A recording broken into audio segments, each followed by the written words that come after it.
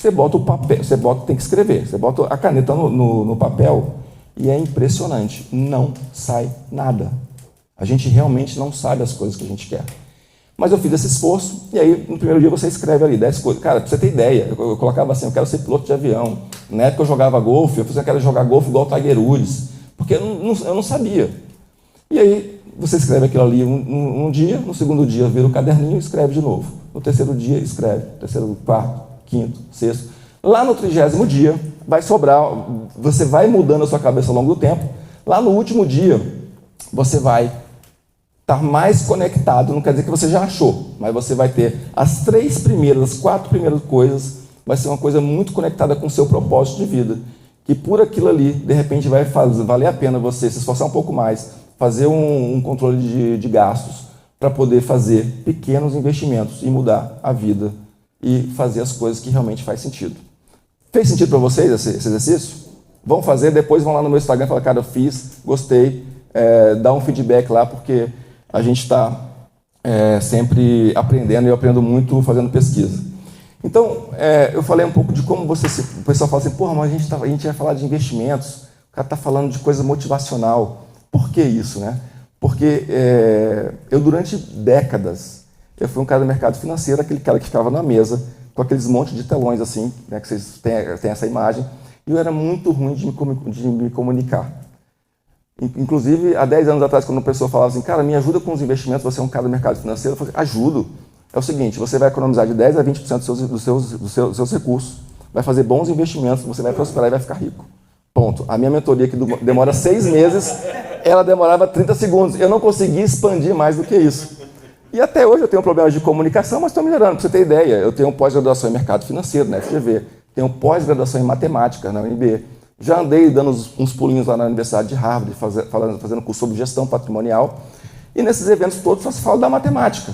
Então a minha vida era isso, porque eu era abordado assim, olha, estava até falando para o Edu aqui, análise de empresas que vão fazer o pré-sal. Então, você vai lá, pilhas e pilhas de balanço, de empresas, de coisa. Então, eu estava falando como é que descobre um petróleo no pré-sal.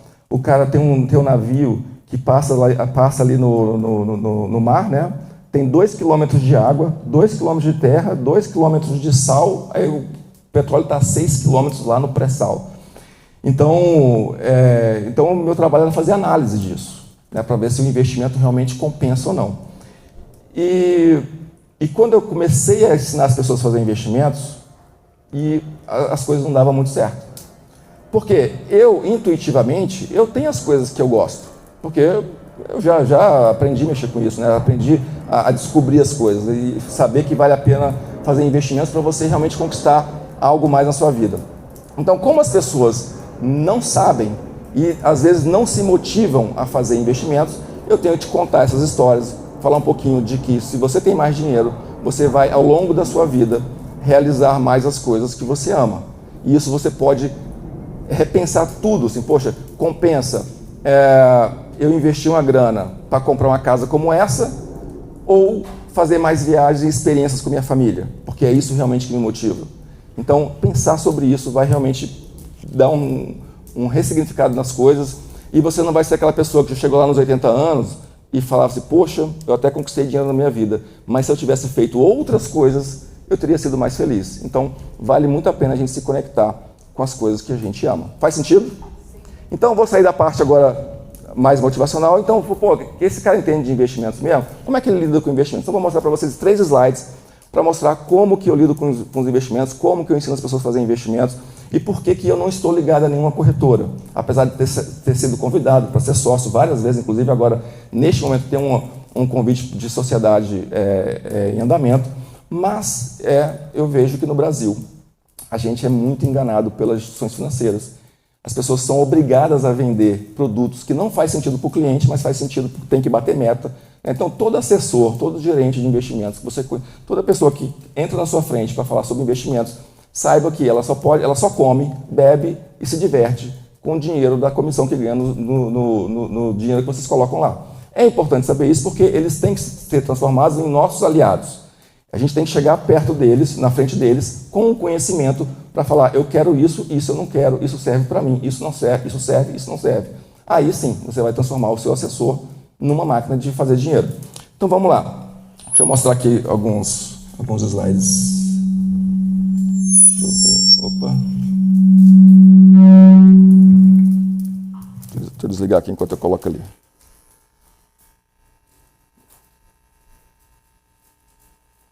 Vamos passar aqui rapidamente para... Tá, aqui.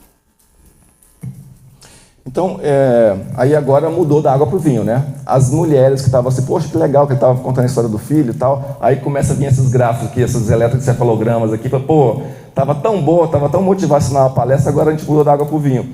Mas são os dois pontos mesmo que a gente precisa ter. Aqui são linhas, cada linha dessa aqui é um tipo de investimento, eu sei que vocês estão longe aí, mas eu vou falando aqui só para vocês terem essa visão. Cada linha dessa aqui de investimento é uma carteira que a gente pode compor, né, no nosso portfólio para poder ganhar dinheiro ao longo do tempo. E uma coisa interessante que eu gosto de falar aqui é um gráfico de 10 anos. Então, às vezes é muito fácil mentir com gráfico. Se qualquer corretor, qualquer pessoa quer te empurrar um produto, dependendo do tempo gráfico que ele coloca, ele pode mostrar esse investimento sendo um ótimo investimento, na verdade não é. Então, eu gosto de colocar no longo prazo para ter uma visão mais clara. Então, aqui a gente tem uma série de investimentos e vocês conseguem pelo menos perceber que tem alguns mais embaixo, outros mais em cima, né? E o que está mais embaixo compensa menos, o que está mais em cima compensa mais. É uma questão até bem lógica. Então, esse gráfico aqui de baixo é o gráfico do Ibovespa, é a Bolsa de Valores de São Paulo. Que quando as pessoas falam que tem que fazer investimento, a primeira coisa que elas pensam é que tem que botar dinheiro em ações no Brasil. E, na verdade, na minha recomendação, é a última. Literalmente, a última. Quando eu monto a carteira de investimento, a última coisa que tem é ações no Brasil, por conta disso. A Bolsa no Brasil, a gente tem excelentes empresas bem geridas, inclusive quem faz gestão de empresas aqui no Brasil, se for para qualquer lugar do mundo, vai turbinar, porque a dificuldade que o empresário, vocês são empresários, você sabe, né? Então na Bolsa é o reflexo disso também. Então, essa segunda linha aqui depois do Ibovespa é a inflação. Então a gente pode perceber que num gráfico de 10 anos, a Bolsa não acompanhou nem a inflação, ou seja, você desinvestiu o seu dinheiro. Você teve menos dinheiro, né, menos do que a inflação. É óbvio que montando uma carteira aqui mais eficiente, porque o que é o Ibovespa? 60 empresas das 400 que tem no Brasil que formam um índice que são as mais negociadas. É óbvio, se você excluir daqui empresas que cresceram, a gente vai ver, a empresa cresceu e tal. Então, mas eu estou falando da média. Tá? Porque também você identificar previamente as empresas que mais vão crescer não é um trabalho tão fácil. Né? Então, está aqui, Ibovespa, inflação, essa linha aqui do meio, que é uma linha suave também, é a linha do Tesouro Selic. Olha que coisa, que quem investiu no Tesouro Selic é uma coisa que minha filha sabe fazer, ganhou nos últimos 10 anos mais do que o Ibovespa e mais do que a inflação. Né? Então, por quê? O Brasil é um país com a economia conturbada, a inflação dispara, Selic tem que disparar também, e aí acaba que a gente é um país de juros altos. Né? Então a gente tem esse histórico. Para esse gráfico mudar, a Bolsa sair daqui para cá, a gente teria que virar uma superpotência. A gente teria que, o cara de fora, ele tem que olhar assim, cara, o Brasil é um país que eu tenho que levar meu dinheiro para o longo prazo. Porque a gente escuta entrou tanto dinheiro de investimento estrangeiro, mas é mais especulativo do que aquele cara que quer trazer o dinheiro para construir uma fábrica e ele vai ficar 10, 15, 20 anos aqui. Isso é pouco. Então o pessoal vem quando tem os contratos de governo, que sabe que tem 10, 15, 20 anos, eles não arriscam tanto. Então, para que a Ibovespa mudasse de lado, teria que a gente acompanhar um pouco o cenário político e saber, poxa, o Brasil está se encaminhando para virar uma potência para atrair dinheiro internacional. Aí sim. Então, até uma curiosidade, essa linhazinha, aí de trás está ruim para ver, né? Eu sei, mas dá para ter uma... Essa linha aqui, essa cinza aqui, é o dólar, que é uma coisa que tem que ter na vida de todo mundo. Ter investimentos dolarizados. Por quê? Vocês são empresários. Tudo que vocês têm está num país chamado Brasil, cuja moeda é um real. Daqui a 10... Olha só, um exemplo que eu gosto de dar é o seguinte. Se nós estivéssemos fazendo essa palestra aqui, esse evento, há 15 anos atrás, e nós fôssemos argentinos e estivéssemos em Buenos Aires fazendo essa palestra, cheio de empresários cheio de ideias, cheio de negócios.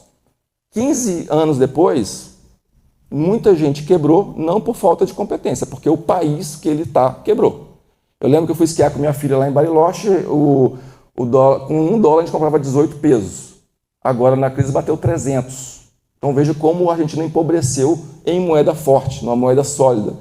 A nossa moeda já mudou 6 vezes, enquanto o dólar é dólar. Eu lembro que um amigo meu, ele foi para os Estados Unidos com a esposa, fazer uma comemoração lá. Aí foi lá na Broda e saiu do evento, comeu na rua mesmo e ganhou $1 de troco.